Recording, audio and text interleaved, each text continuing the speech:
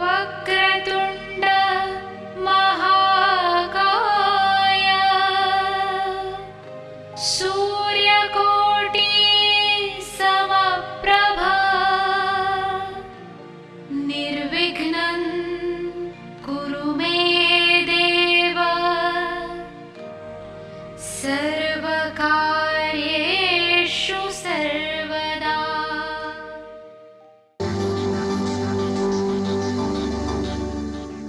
राजीव सूर्यवंशी वास्तु के क्षेत्र में एक जाना पहचाना नाम है।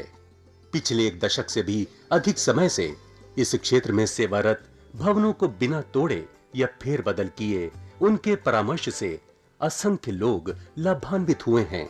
सिंहस्थ महाकुंभ 2003 को त्र्यंबकेश्वर में श्रद्धालुओं को वास्तुशास्त्र प्रवचनों द्वारा कृतार्थ करने पर विशेष रूप से सम्मानित किया गया।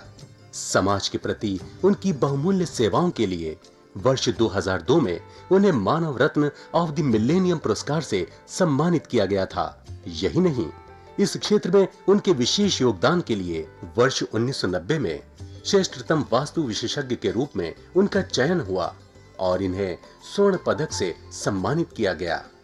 राजीव सूर्यवंशी ने समय समय पर देश के विभिन्न भागों और विदेशों में सेमिनारों और कार्यक्रमों का आयोजन करके समाज की खुशहाली और उत्थान में अपना योगदान दिया है।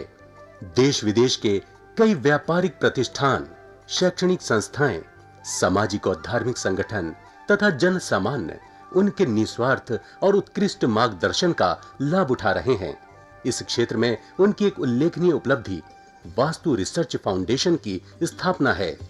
वास्तु के क्षेत्र में जिज्ञासु लोगों के लिए राजीव निष्ठावान पथ प्रदर्शन की भूमिका निभाते रहे हैं और उनकी जिज्ञासा शांत करते रहे हैं। उनके अनेक विद्यार्थी इस प्राचीन विज्ञान का देश भर में प्रचार प्रसार करके लोगों का ज्ञान वर्धन कर रहे हैं। नमस्कार दर्शकों, वास्तुशास्त्र एक पुनीत विज्ञान है जो कि ब्रह्मा जी द्वारा वरदानित है कि जो भी इसे अपनाएगा उसे समृद्धि अवश्य प्राप्त होगी। मुझे याद आता है बॉम्बे का कोल परिवार का, उन्होंने एक अपना महल जैसा मकान कहेंगे निर्माण कर लिया और जब वो निर्मित होने के बाद उन्होंने मुझे बताया कि हम इस मकान में 1 साल से रह रहे हैं और काफी दिक्कतें पेश आ रही हैं। दरअसल आर्किटेक्ट ने उन्हें थोड़ा अंधेरे में रखा। उनका मकान यूं तो पूर्व दिशा में है और पूर्व दिशा में मकान में अंदर जाते ही नॉर्थ में ही बहुत बड़ा पार्क है, घर का गार्डन समझिए, और 3 साइड पे स्पेस खाली है। लेकिन जो सबसे बड़ी गलती उस मकान में हुई कि सारी कंस्ट्रक्शन नॉर्थ साइड पे हो गई। जो उत्तर की दिशा है उधर सारी कंस्ट्रक्शन हो गई और उत्तर पूर्व दिशा में ही टॉयलेट बना दिया गया, जो कि आने जाने वालों के लिए, मेहमानों के लिए, ड्राइवर्स के लिए और बाहर से जो भी गेस्ट मिलने आते हैं जिनको घर के लॉन में से ही वापस चले जाते हैं उन लोगों के प्रयोग के लिए वो बनाया गया। इसी प्रकार से जो ऊपर का पोर्शन बनाया गया फर्स्ट फ्लोर का, वो केवल नॉर्थ और ईस्ट के पोर्शन में ही बनाया गया, बाकी स्थान खाली छोड़ दिया गया। जाहिर था कि उत्तर में इतना दबाव होगा तो परेशानियां तो आएंगी ही, और सबसे बड़ी परेशानी जो मनुष्य को मनुष्य जीवन में आती है वह है धन की कमी, यानी कि आर्थिक परेशानी। और इसी दौर से यह कौल परिवार गुजर रहा था। बड़ा स्मूथ चला चलाया व्यापार एकदम घाटा दिखाना आरंभ हो गया, और व्यापार में अगर घाटा दिखता है तो उसका प्रभाव परिवार पर भी पड़ता है, क्योंकि धन तो सबको ही चाहिए, और जब धन की ही कमी हो जाएगी तो और भी बहुत सी मुश्किलें सर उठाना आरंभ कर देंगी। यही स्थिति इस समय कौल परिवार की थी। आपसी सौहार्द परिवार में खत्म हो चुका था। अब जब मैं गया, क्योंकि वास्तुशास्त्र के सिद्धांतों के अनुसार हम लोग तोड़फोड़ नहीं करवाते हैं, बिना तोड़फोड़ के ही सारे उपाय वास्तुशास्त्र के किए जाते हैं। तो मैंने अब कौल साहब से ये आग्रह किया कि वे जहाँ तक हो सके उस टॉयलेट को जितनी शीघ्रता से बंद कर सकते हैं उसे बंद कर दें और उसे केवल एक पानी का स्टोरेज जहां से पानी हम यूज कर सकते हैं उस स्थिति के हिसाब से उसका उपयोग में किया जाए।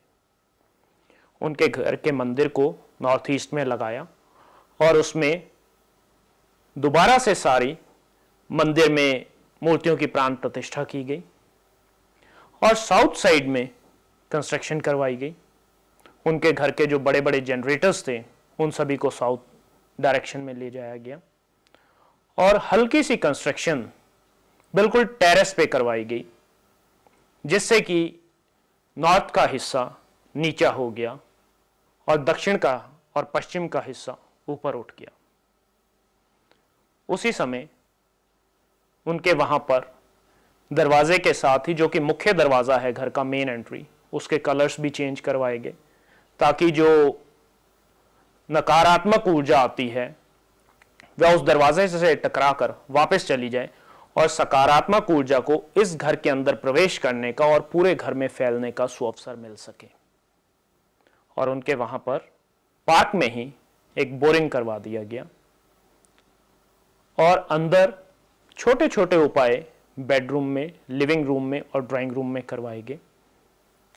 इस प्रकार से कौल परिवार के यहां पर सकारात्मक ऊर्जा का संचालन करके मैं वापस आ गया और उन्हें कुछ ऐसे सरल उपाय बताए जिनका कि उन्हें अपने आने वाले समय में ध्यान रखना था।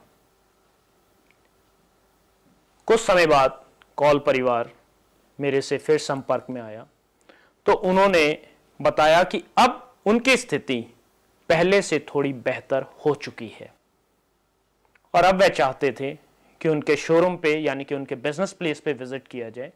अगर वहां पे कोई वास्तु दोष हैं तो उन्हें भी हटाया जाए।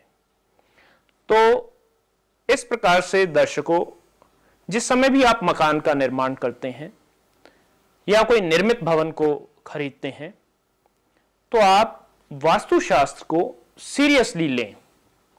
वास्तुशास्त्र केवल आपके बने हुए घर में चीजों को इधर उधर रखने या फेरबदल करने का नाम नहीं है। वास्तुशास्त्र अत्यंत ही गहन सब्जेक्ट है। यदि आप थोड़ी गंभीरता से इसे लेंगे तो ये आपके जीवन में बहुत सी खुशियां भी दे सकता है और यदि आप वास्तुशास्त्र के विपरीत चल रहे हैं तो आपके स्मूथ चल रहे जीवन में बहुत ज्यादा उथल पुथल भी हो सकती है। अक्सर ऐसा देखने में आया है कि जो व्यापारी वर्ग है उसको ये बातें शीघ्रता से समझ आ जाती हैं क्योंकि व्यापारी की बैलेंस शीट जो होती है वो उसे बता रही होती है, वो उसे इंडिकेशंस दे रही होती है। और नौकरी पेशा लोगों के लिए वो इसे आम धारणा में सोचते हुए और मुश्किलों के गहरे गड्ढे में वो फंसते चले जाते हैं और जब वो इतना गहरा उसमें धंस जाते हैं कि चारों तरफ से रास्ते बंद हो जाते हैं फिर उनकी नींद खुलती है।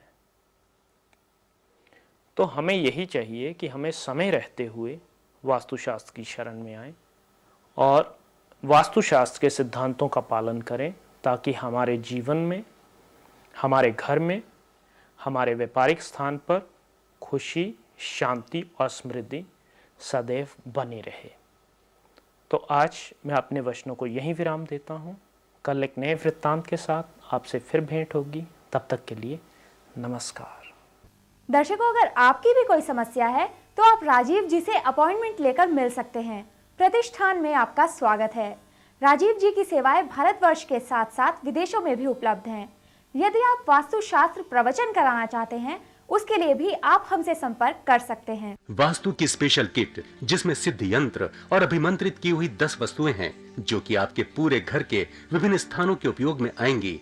आप भी परामर्श के लिए राजीव सूर्यवंशी जी से मिल सकते हैं। पता है भारतीय वास्तु अनुसंधान प्रतिष्ठान, C6, सरस्वती गार्डन, कीर्ति नगर, नई दिल्ली 15।